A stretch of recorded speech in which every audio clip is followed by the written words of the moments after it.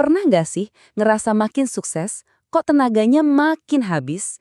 Kita tuh sering banget ngejar status orang berprestasi, ya kan? Tapi ternyata ada level di atasnya lagi, high performer atau pelaku kinerja tinggi. Nah, dalam ulasan kali ini, kita bakal bongkar perbedaan krusial antara keduanya dan menemukan rahasia kesuksesan jangka panjang yang nggak ngorbanin kesejahteraan kita. Oke, kita mulai dari kutipan fundamental dari Aristoteles. Ini nih, intinya dari semua ini. Kesuksesan yang awet, yang benar-benar ngubah hidup, itu nggak datang dari satu aksi heroik sesekali. Itu tuh dibangun dari kebiasaan-kebiasaan kecil yang konsisten, yang kita lakuin tiap hari. Nah, coba deh perhatiin pertanyaan ini. Ini bukan pertanyaan sembarangan loh.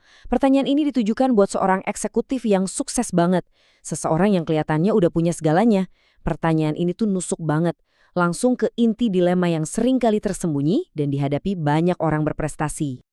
Dan ini dia jawabannya. Jadi si Lin ini dari luar kelihatannya super efektif, super sukses, tapi ternyata dia ngerasa udah di ujung tanduk. Nah inilah yang disebut dilema seorang berprestasi. Banyak banget dari kita yang nyampe di level kesuksesan tertentu, tapi bayarannya mahal banget. Capek, stres, dan perasaan kayaknya udah nggak sanggup lagi nambah beban. Nah, ini ngebawa kita ke satu kesimpulan yang penting banget. Nasihat-nasihat umum soal sukses, kayak kerja lebih keras aja, itu seringkali nggak cukup atau malah nggak lengkap. Ternyata ada yang kurang dari formula yang biasa kita dengar. Dan itulah yang bakal kita bedah sekarang. Kenapa kita perlu cara pandang yang baru. Kita semua pasti pernah dengar kan, temukan kekuatanmu, ikuti passionmu, jangan pernah nyerah. Nasihat ini emang ada benarnya dan bisa ngebawa kita sampai titik tertentu. Tapi ujung-ujungnya banyak yang ngerasa mentok, nyampe di satu titik di mana mereka nggak bisa maju lagi, atau yang lebih parah ya, bener-bener burn out. Nah, disinilah perbedaannya kelihatan jelas banget. Kebijaksanaan konvensional nyuruh kita fokus pada kekuatan yang udah kita punya. Sementara kinerja tinggi itu butuh pelayanan yang adaptif. Artinya, kita belajar apa sih yang dibutuhin orang lain, terus kita tumbuh buat memenuhinya. Bukan cuma modal nekat, tapi kebiasaan yang disengaja. Dan yang paling krusial, ini bukan cuma soal sukses, tapi gimana caranya bisa sukses plus sejahtera. Dua-duanya dapat. Terus, solusinya apa dong? Kalau nasihat lama udah nggak mempan, ya kita butuh jalan baru. Jawabannya ada di sebuah kerangka kerja yang beda, yaitu kebiasaan kinerja tinggi. Ini bukan soal bakat ya, tapi soal serangkaian kebiasaan yang bisa dilatih sama siapa aja untuk bisa sukses secara berkelanjutan.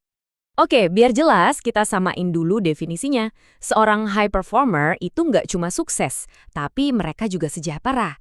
Jadi mereka nggak ngorbanin kesehatan atau kebahagiaan cuma demi pencapaian doang. Justru mereka bisa ningkatin dua-duanya barengan dan inilah kunci utamanya. Nah, ini kabar baiknya nih. High performance itu bukan cuma milik segelintir orang yang beruntung aja. Ini tuh skill. Ini adalah hasil dari kebiasaan yang sengaja kita bangun dan kita latih. Siapapun nggak peduli kepribadiannya gimana atau bakat alaminya apa, bisa kok belajar ini. Oke, dari semua kebiasaan yang ada, kita bakal mulai dari yang paling dasar, paling fundamental. Anggap aja ini pondasinya ya. Tanpa ini, yang lain bisa goyah semua. Mari kita masuk ke kebiasaan pertama, mencari kejelasan. Pertanyaan ini mungkin kedengaran familiar ya. Mungkin Anda punya kerjaan bagus, keluarga harmonis, pencapaian yang bisa dibanggain, tapi jauh di lubuk hati ada perasaan kayak nyasar, bingung arah. Persis seperti yang dialami oleh Kate. Nah, Kate ini contoh sempurna. Di atas kertas, dia sukses banget, tapi dalamnya ngerasa kehilangan arah. Pengakuannya yang jujur ini nunjukin apa yang dirasain banyak orang.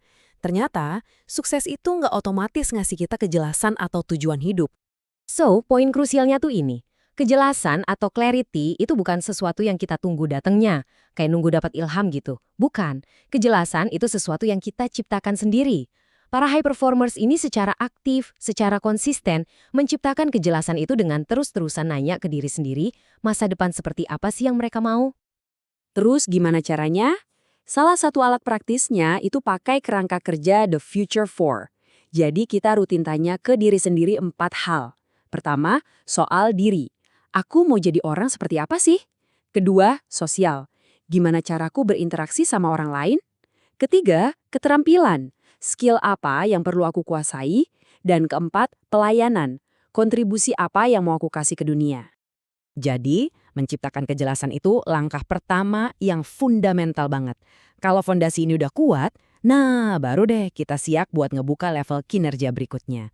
Tapi ingat ya, ini baru satu bagian dari sistem yang lebih besar. Mencari kejelasan itu kan kebiasaan pertama. Totalnya ada 6 kebiasaan inti yang ditemuin dalam penelitian.